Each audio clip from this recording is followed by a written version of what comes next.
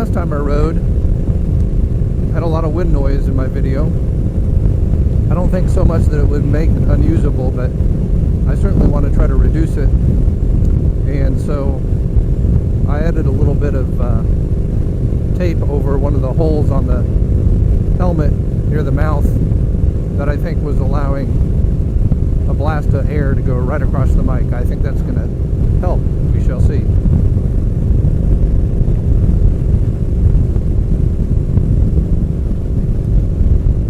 I want to start off by saying I'm sorry I haven't put out any videos in quite some time. It's been about 8 months. Number of factors, not the least of which was the fact that I was having problems with my audio on my GoPro. So my options were buy a new GoPro or buy something different.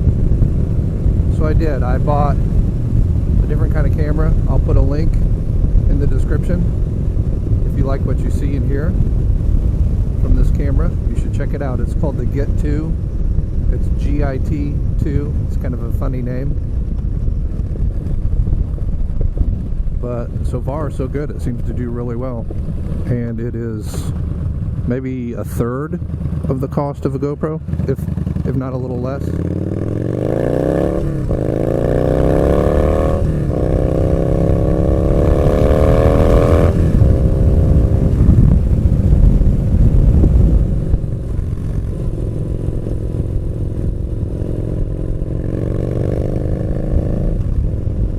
Trust you.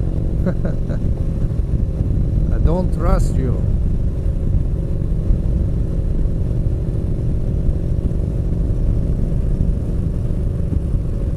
There's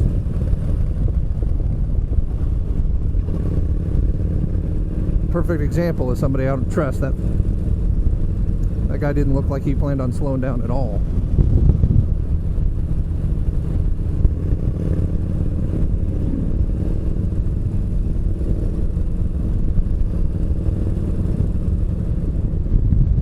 Hipsters, sipsters. That is funny. I like that, McDonald's. That's hilarious.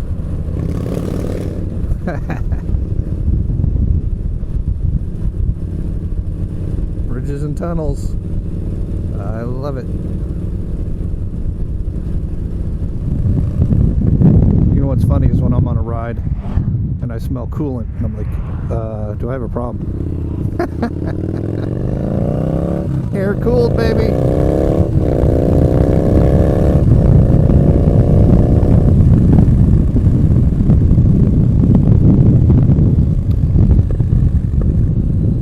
So I'm sure that hundreds, if not thousands, of people have stated their opinion on the whole accident at the Atlanta Meetup back in wow, May or June? I guess it was May. Yeah, well, I was supposed to go. I actually had hotel reservations at the Holiday Inn Express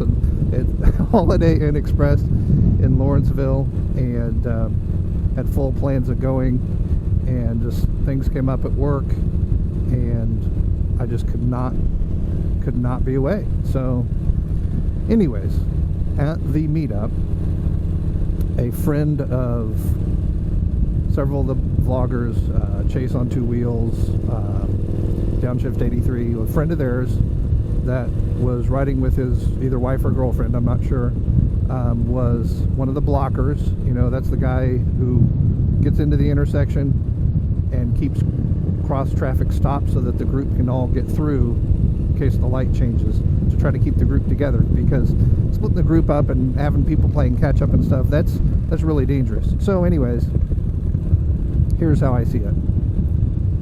Dell stopped so that he was kind of in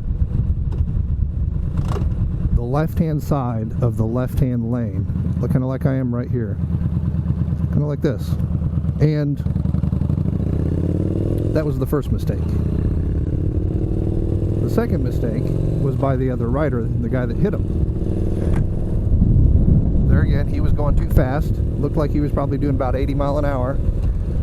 Not paying attention very well. Moments before the impact, it looked like he may have been looking behind him, and he just could not correct in time. Now, my opinion is Dell's lane position was bad, and I feel bad I don't know the name of the guy who hit him. I'll look that up. But the guy who hit him also wasn't paying attention as well as he should be, and his speed was too high, so he hit him. Now, I think both riders share a little bit of fault, but you know, placing blame, in my opinion, is a lot different than saying they deserve the outcome. You know, Dell and his girlfriend don't deserve the injuries. The kid that hit him don't necessarily deserve the injuries they have based on the mistakes they made. But that's the way it works. Motorcycling is dangerous, and I hope at the end of the day everybody can come to an understanding of that. I've seen a lot of hate in both directions towards Chase and Downshift 83 and some of the other people that have commented on it, and I just don't understand it. Unless you were there, unless you have friends that were involved, first of all, you should be able to remain somewhat neutral, somewhat reasonable on the situation. I can't 100% place blame on either rider. Both made some mistakes. At the end of the day, though, I feel like I want to help out Dell, and I want to help out the other rider if I can. You know, if I have money burning a hole in my pocket, why not? But that's my choice. That's not that I feel they deserve it, but I know they need it. I know the need is there, and if I have the ability to give, then why not? So I will be giving to both their GoFundMes or whatever they're doing here later today. The amount's not important. The fact is just that I'm giving something just to help out fellow riders. So I hope you can all be reasonable about it. I'm going to put a link in the description to Chase on Two Wheels video discussing it, and you know, you can form your own opinion on the footage. There's a section in there much later in the video where he shows the footage of the crash, and that right there is really all I have to go on, and it's clear to me what happened. But hope everybody has a speedy recovery, and hope everybody can be back on two wheels again, and maybe we'll all learn something from it. So we'll see.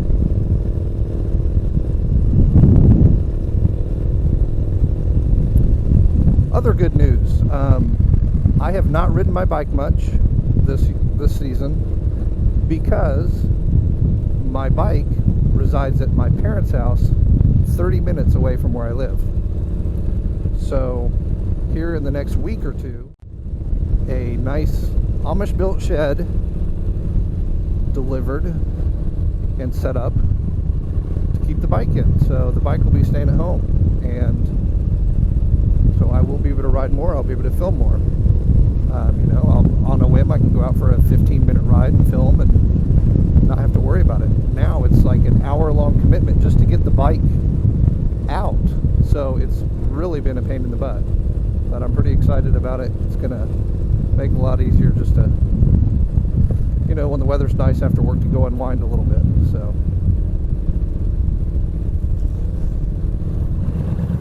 that is it, folks. Have a nice day. I know, terrible accent. Shut up.